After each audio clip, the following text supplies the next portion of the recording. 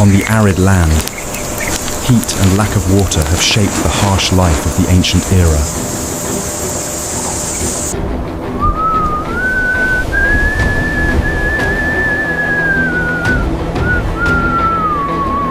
Groups of primitive humans were forced to retreat into caves, where traces of moisture still remained.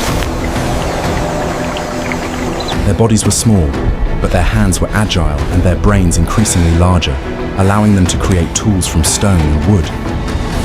Under the scorching sun, they learned to rely on shade, to make use of roots and dry tubers as sources of water and food.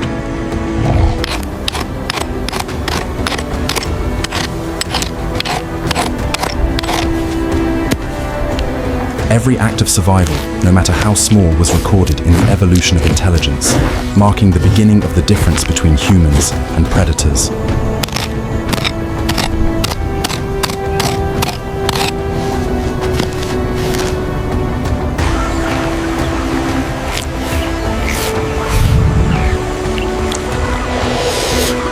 Inside the heart of the rock, where wind and moisture intertwined, was the world of other creatures, the hunters and the survivors.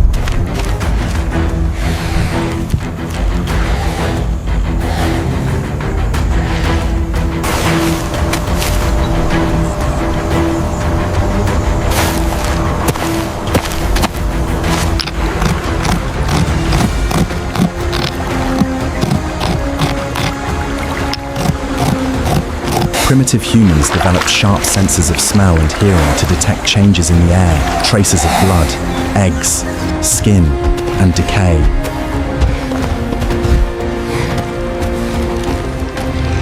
That curiosity and perception not only helped them find food, but also distinguish between the scent of life and the scent of death.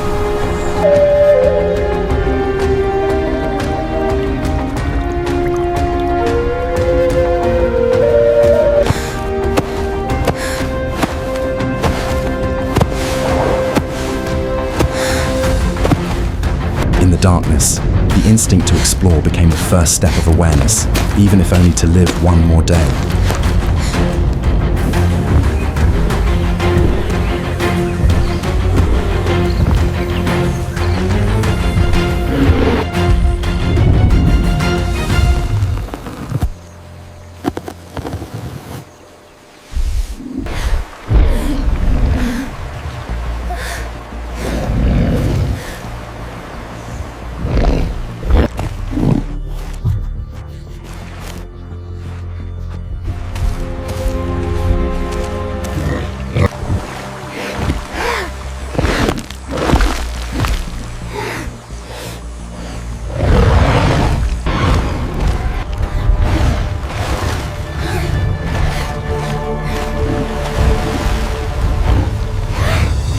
When facing predators that were fast and intelligent, primitive humans learned the limits of muscular strength.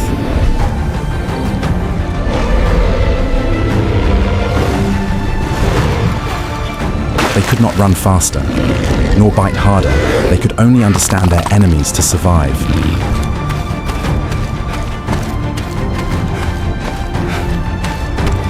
In those moments of life and death, instinctive intelligence was sharpened, learning to use sharp stones, to use sound as warning, and to use group bonds to fight together.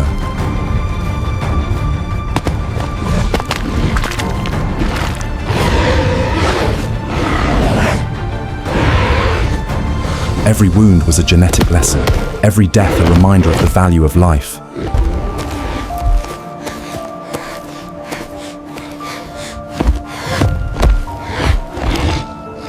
Blood and fear, the first notion of strategy was born.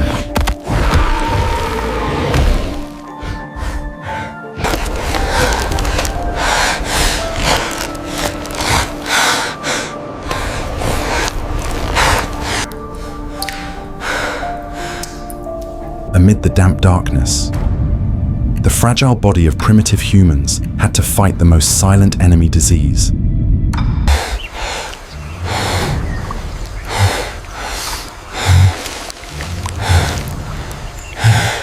When a wound became infected, fever and the scent of blood turned into signals that attracted predators.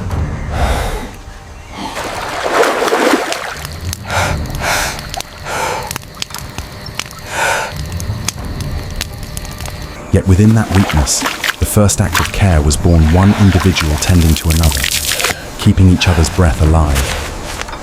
That seemingly small act was the seed of pack connection, of perseverance beyond individual instinct.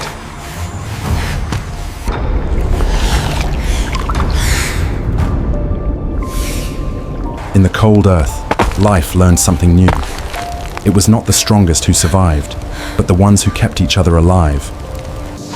In the long night, where eyes were of no use, ears became weapons.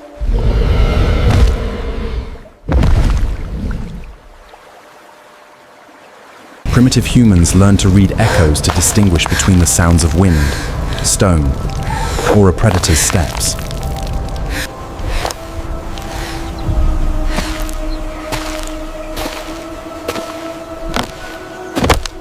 They began to manipulate sound, using the noises of throwing or striking to distract, turning sound into an invisible spear.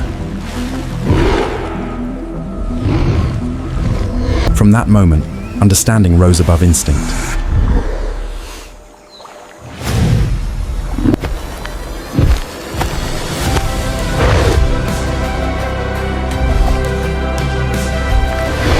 When hands knew how to stay silent, when ears knew how to wait, life shifted from fleeing to observing. In the heart of darkness, sound became the first language, the language of survival.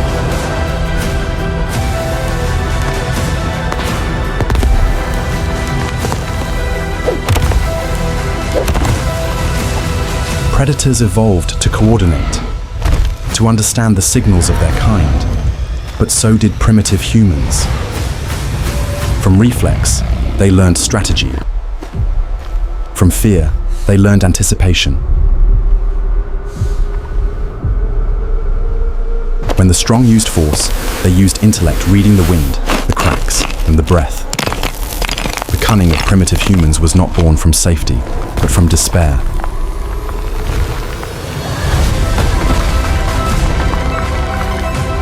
Every scratch on stone was the call of natural selection, forcing their small minds to calculate with every heartbeat. In a place where life was only a breath away from death, intelligence became a weapon sharper than any claw.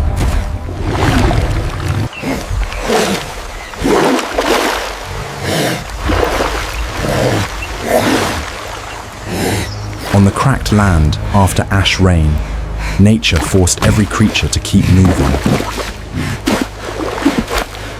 For primitive humans, each journey was a test of selection.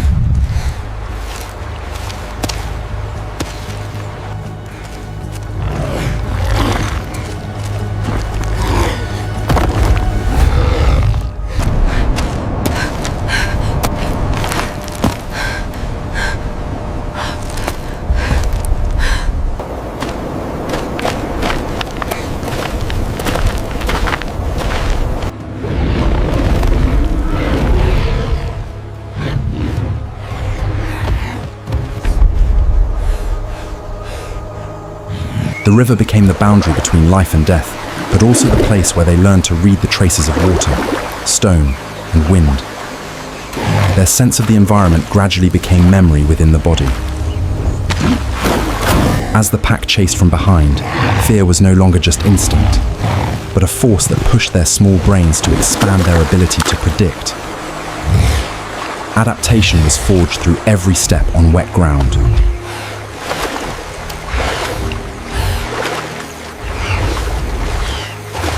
When feet touched the water, blood mixed into the current, and nature reacted instantly.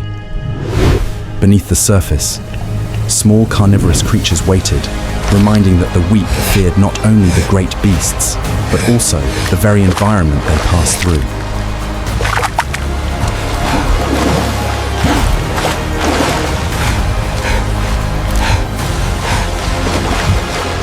Primitive humans learned to control their bodies, to hold their breath, to move quietly, to understand that silence could mean survival.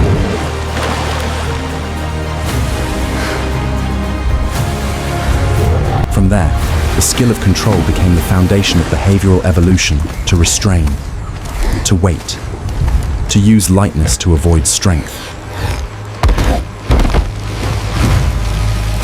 instinct gradually took the form of cunning survival.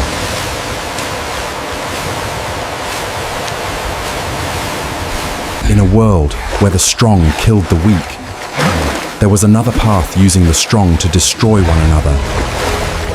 When primitive humans observed the interaction between predators and the river, they discovered a truth: nature was not only a threat, but also a tool.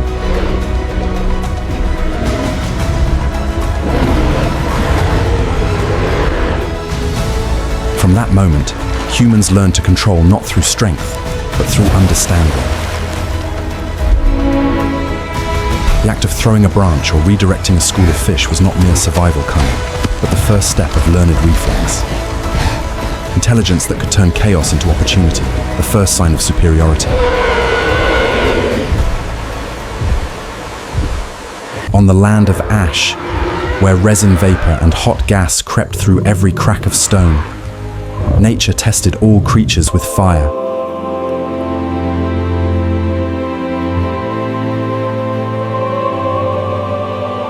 It was an age of drought and collision, when both predators and primitive humans were driven to the edge of survival.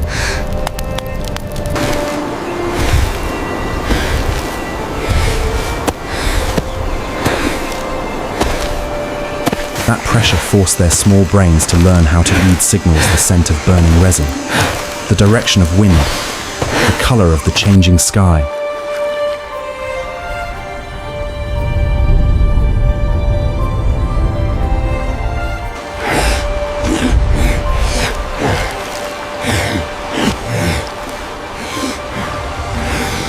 For the first time, the instinctive fear of fire began to turn into awareness that fire did not only kill, but could also create distance between the weak and the strong.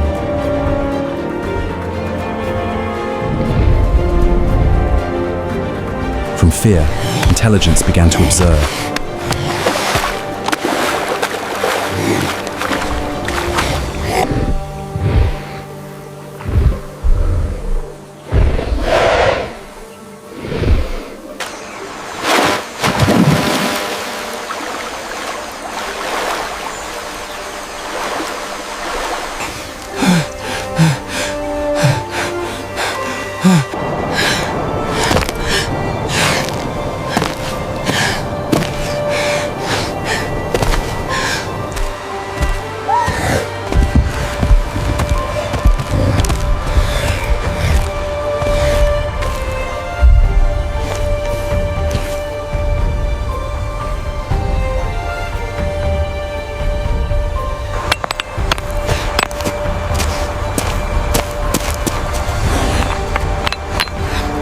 Two stones struck together.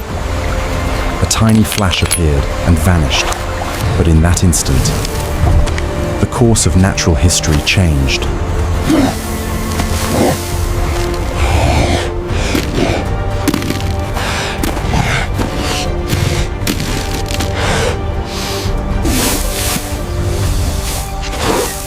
The primitive group did not yet understand energy or heat, but they felt the vitality within the first flame, the warmth that drove predators away, the light that repelled the night.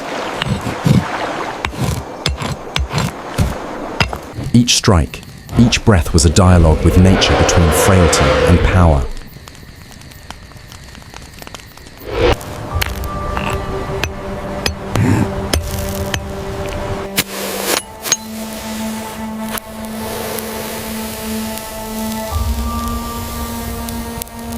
When the flame rose, it was not just a physical reaction, but the beginning of control for the first time.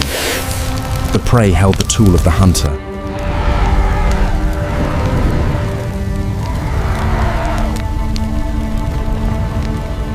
The fire spread like a living creature, feeding on resin, swallowing air, turning forests into seas of light.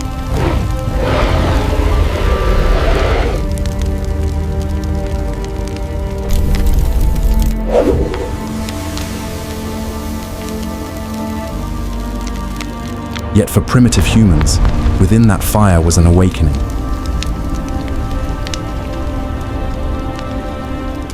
They saw the power of nature, both destructive and protective.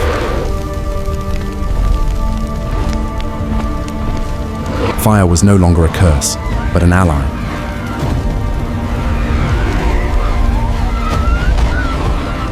It taught that life could only exist through knowing limits and guiding strength.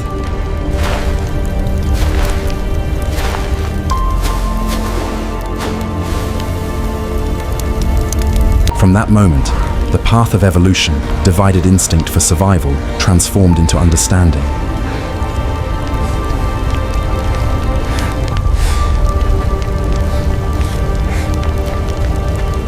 And understanding became the tool that would shape the future of life.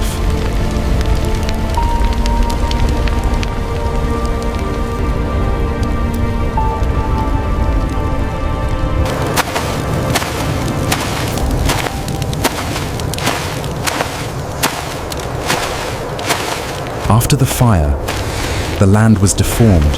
Heat and ash created a dead zone.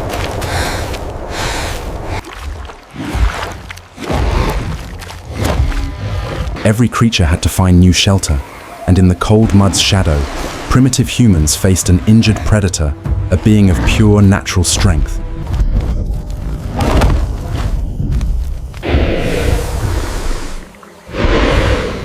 And the pressure to survive in a confined space forced their small brains to react differently, not to run, but to calculate.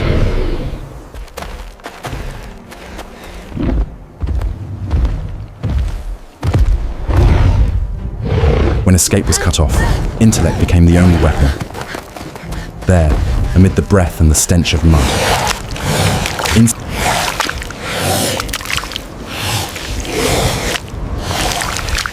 instinct began to shift. Fear slowly turned into observation, and survival took the shape of understanding. In the brutal chain of selection, there came a moment when one individual faced danger so others could live.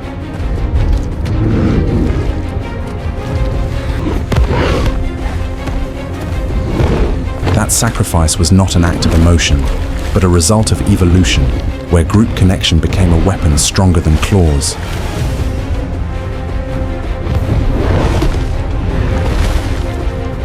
When the weak blocked the path for the stronger within the group, nature witnessed the emergence of something new: determination. Through countless generations, that behavior carved itself into human memory, forming the foundation of collective strategy. Victory no longer belonged to the solitary, but to the pack that shared risk.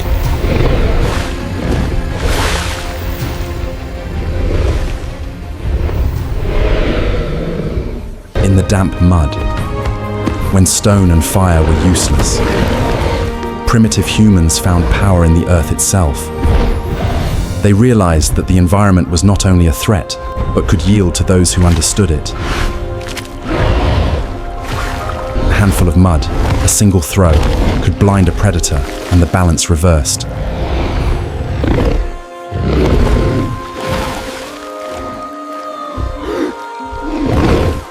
This was the turning point. Intelligence did not need to be greater, only sharper.